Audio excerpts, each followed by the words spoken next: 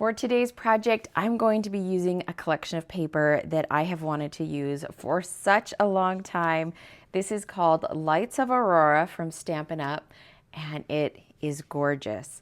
Definitely inspired by the Northern Lights. So pretty, really vibrant colors.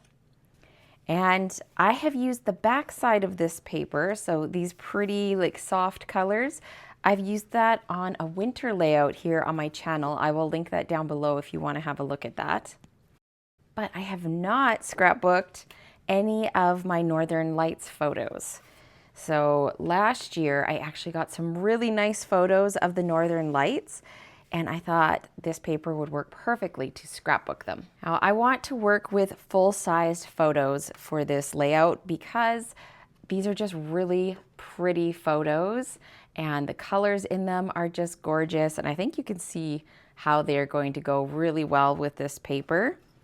I did edit them a little bit, not a lot. I wanted to stay pretty true. They were gorgeous that night, and I wanted to stay pretty true to how they looked.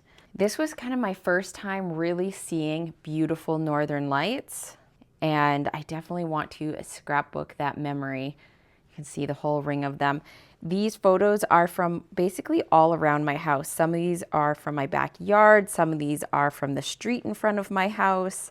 There was just so much beautiful light in the sky. I really had to go all the way around to get the different angles and get the different shots. There was just enough clouds to make the pictures like really interesting. So I'm excited to get these scrapbooked. Let's go ahead and set up my mats. I think I'm going to try starting with black cardstock for my bases. I did this recently on my channel for a Halloween layout, and I really loved how it looked. And I think because these are night photos, it's very dark, I think it'll work well. Now, the kind of tricky thing is working with 6x6 papers, you kind of have to think through how you want to use them, especially since the patterns on these, if you're going to use the pattern side, is like, you know, pretty specific. And so I wanted to get some ideas of how to use this paper. I'm using the CDT Sketchbook Volume 3, which is designed for 6x6 pattern papers. You can cut any size paper down. So you could use these layouts for any size paper, but sometimes it can be trickier to, find layouts that do work with 6x6 paper. So this is one that I designed, and I want to use this one because I think it has some good blocks of paper where we can see the patterns and then maybe fill in with some of the colored side for some of these other pieces. There's also a good size block for journaling, and you can see full-size photos. So this is what I had in mind when I went ahead and printed my photos. So I got all 4x6 photos, which is exactly what I want to work with this paper. We're going to have to balance how much of the paper we have compared to the photos so that it all kind of works out and doesn't get too busy in the end. I also have the Light and Wonder dies. This is a really nice die set. There is a stamp that goes with it as well that has a bunch of sentiments. And I didn't end up picking that one up, but I really wanted this one because we have a double layer for mountains, we have clouds, we have a long tree line, we have like kind of a water line, a hill, and then these big trees too, which I really like these big trees. And there's a lot of good options in here. This set, as well as the Aurora paper, is in the last chance section. So if you haven't had a chance to look, last chance section was just updated this week. So if you're watching this in real time, it's just been updated for a few days. So I would go over and check these out while they're still in stock. Sometimes things start to go very quickly when they hit the last chance section. Sometimes they don't. But if it's something that you're interested in, you might want to go and check on that. I will have everything linked down below for you. Okay, so we have our 3 photos for over here, the landscape photos. And you can see 2 of them have houses in there. This one actually has some ground visible and trees in here. This one is just kind of like houses to the side. So I think what I want is to put this one on the bottom because it kind of looks like the most heavy to me, like visually heavy, most grounded. And then we'll go this one in the middle.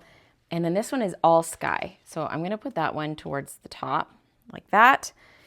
And then I think for this one, This one has a little bit more weight here on the bottom with the houses there, and it's a little bit brighter.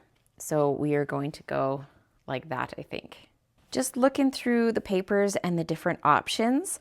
And I think what I want to do is take one 6x6, cut it in half, and split it between the top and the bottom, because these pieces here on the sketch are 3x6 inches. So I could put one half at the top, one half at the bottom. And I think this design could work really well. Plus the colors go really well with my photos. So I think I'm going to cut that in half that way, and we'll try and see how that looks. All right, I'm just going to slide these in. I will line this up centered once I'm ready to stick things down. I think that looks pretty good. Now the other thing I need to find is for over here, I have a chunk of paper. So I can maybe do that. I don't think that's enough. I have, that one could work. Let's see, I also have this one. And I could cut this to like center the design. If I don't want to have like just half of the design, I could center it on there when I cut it, which I think would look a little bit nicer. Oh, I do love this pattern. And it brings in a little bit more of the pinky and purpley tones. That is really pretty. All right, that's going to be an option. Now I need to figure out the colors that are going to go through the middle. And I think for that, I really want to look at the back sides that are more plain, because I don't want to add more of the patterns in here. Our photos are already quite busy. This one is like a purpley black color, so a little bit too close to what we have going on. Lots of really beautiful colors. You can see how I brought those in for like a snowflake layout. I did a bunch of snowflakes from it. They definitely worked really good for that. Okay, I'm gonna try this. I have the pink and one of the purples. There's two different purples in this pack. So I'm just gonna try that and see how that looks. Makes it easier when you limit it to one pack and just try and find everything you need within that pack. It narrows down your choices. I went ahead and tried out some white mattes on my photos because I was trying to think what color would go good with this. Do I want to pick a color that's in the photos from the paper? And I decided on white because I want to keep the backgrounds, my base pages and my photo mats as simple as possible. And I figured it would really make the photos pop against the background and really draw your eye there, because as pretty as the paper is, I still want your eyes to go to my photos as well. So I think the pop of white will have the desired effect. I'm gonna go ahead and stick all these pieces down. This one I actually cut a bit off of each side, and I might need to trim a little bit more. I just rather have a little extra to work with and then trim after the fact than cut my piece too small and then it not fit, because everything just fits on here, just lines up. So I want to make sure that I have enough. I am going to use the markings on my Versa mat here. This is an old retired mat from close to my heart, but you could even use a ruler and a pencil and like mark your spots, but I want to line it up evenly. This is going to be a very symmetrical design, so I want everything to be pretty exact. So this is going to line up at the 3 and the 9, and then over here on the side, I'm going to line this up, the bottom at 5, the top at 7, so that the middle is right at 6 inches. It hits right in the middle, and then I can just use that to line up my other pieces on either side. I got everything stuck down. Everything you see now is attached, and it's actually pretty easy to line up, which is nice. And now I'm taking my die set, and I did cut up some different pieces. Now, I wanted to try a few different colors. I've just been kind of playing off camera a little bit to see what I like. I tried adding some shimmer brush to some pieces. See, maybe I want some sparkle. In the sketch, there is embellishment in this corner, and then over here, kind of around this area.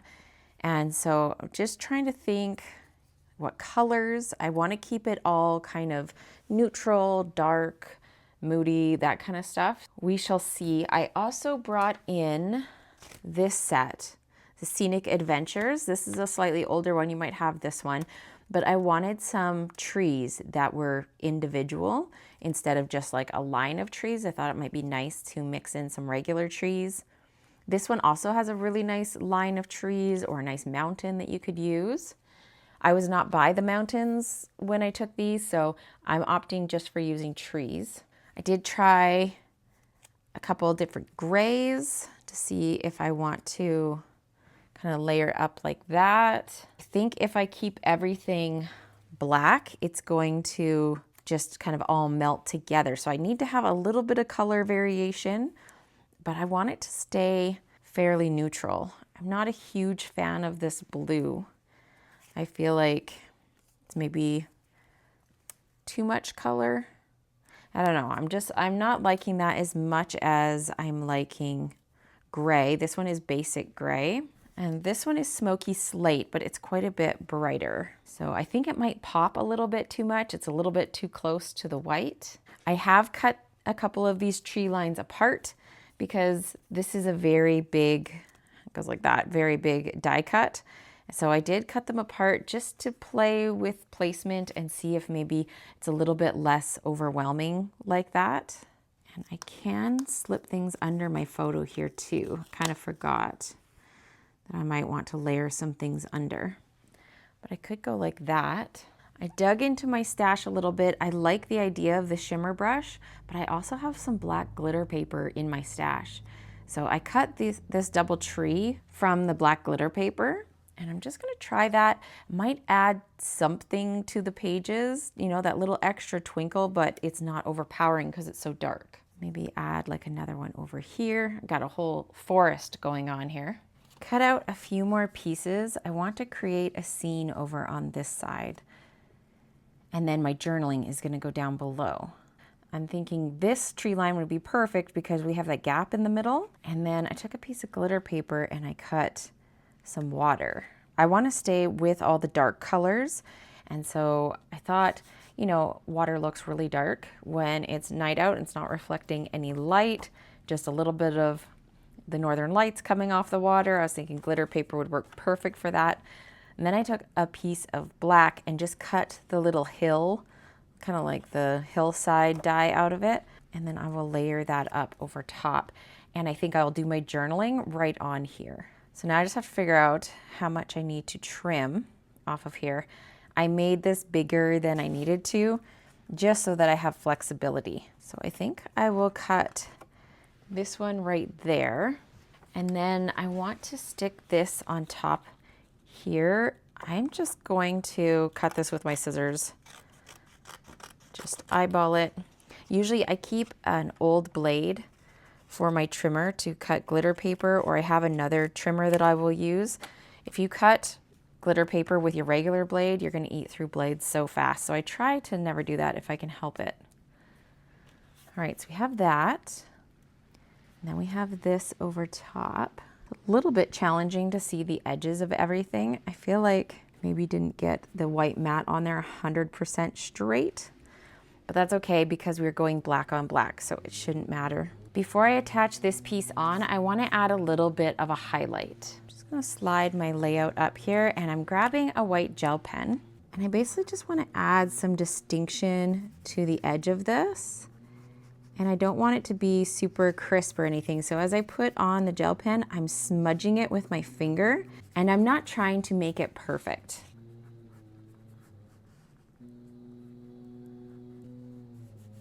All right, now I'm gonna go ahead and write my journaling on here. But before I do that, from this stamp set, the Scenic Adventures, the You're Amazing, I thought it would look really nice to have the word amazing down at the bottom. Apologize if you guys can hear a snowblower in the background. My neighbor decided now would be a good time to do some snow blowing. And I need to get this done before I need to leave the house. So we're just gonna keep going, and hopefully you guys can't hear it too much. I'm using a Post-it note and just masking off the word amazing while I ink this up with white pigment ink. I'm gonna give it a pretty good coating because I wanna get this as solid as I can, but I'm not pushing hard. I'm just pouncing lots of gentle pounces on it because I don't wanna fill up all the gaps with white ink. And then we'll just remove that. I wanna put this right at the bottom. There we go, amazing. All right, I'm gonna go ahead and handwrite my journaling in white gel pen. I gotta be careful that I don't smudge this. So I might even want to just put a Post-it right here to cover that so that I'm not smudging it. You need to be careful when writing with a gel pen. You kind of want to go slowly and give it enough time for the ink to flow. If you start writing too quick, you get a lot of skips with a gel pen. I finished off my journaling and I actually ended up going over this with my white gel pen. This is just a jelly roll pen, and I went over top because the white pigment ink, as it dried, got a little bit too light, especially compared to my journaling. So I like that I got a big block of journaling here. I just talked about how this is pretty much the first time I have seen northern lights like this. And it was the first time that I realized when you look through your camera, you see them so much more than if you're just looking with the naked eye. And it's just funny to know that I went all these years living up north and not knowing that. And I just really love these photos. So I'm glad I could fit in a nice big story. I'm gonna pop back over to this side because we need to do some things to finish this off. I'm pretty happy with how this is looking. I do want to put in a title. And in the sketch, the title is up here. I could go up there or down here for a title. What I'm thinking is I took the Spotlight on Nature circle dies, and this is the one that has the just kind of little lines around it, pretty plain design.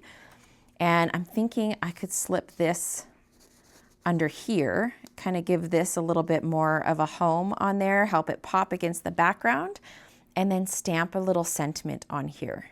I feel like that will draw the eye, but I don't want to cover up too much of this. So like die cutting a big title or something, I feel like will cover up too much of the pretty paper, and I don't want to do that.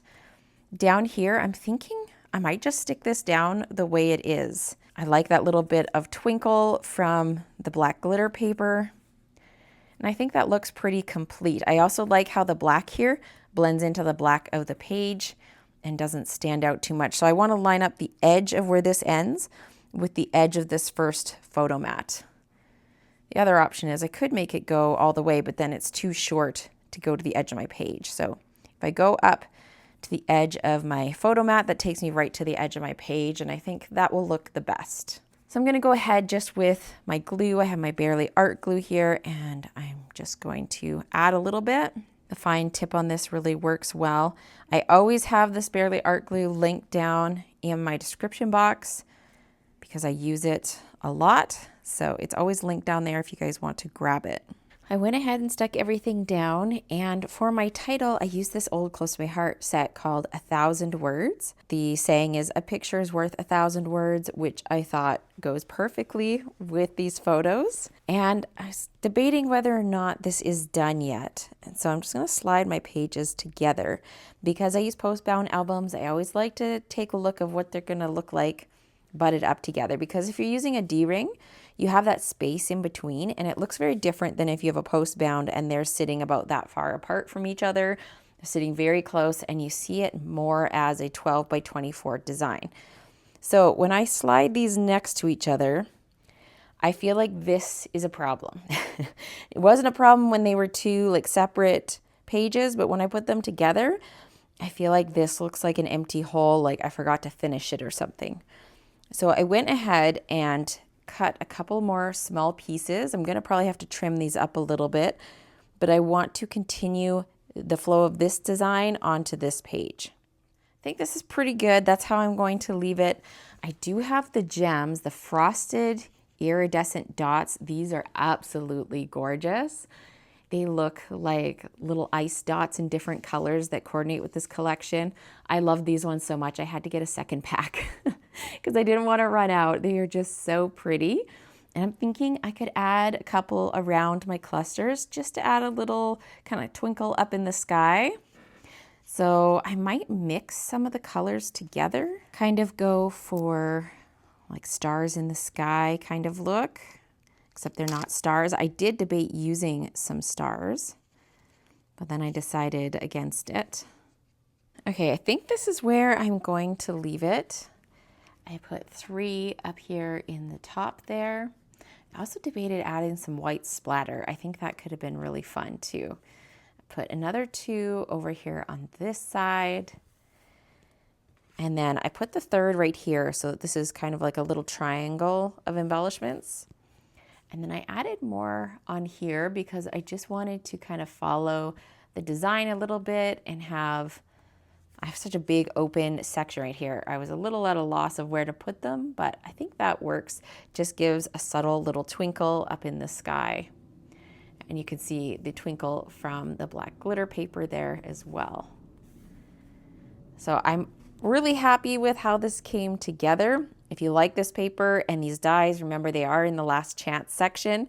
So you'll want to go check those out and watch my social media. In January, I'm going to be making some cards with this paper as well. So if you would like to see that inspiration, stay tuned to my Instagram. If you're looking for some more scrapbooking inspiration, check out this video here, and I will see you again soon with another video.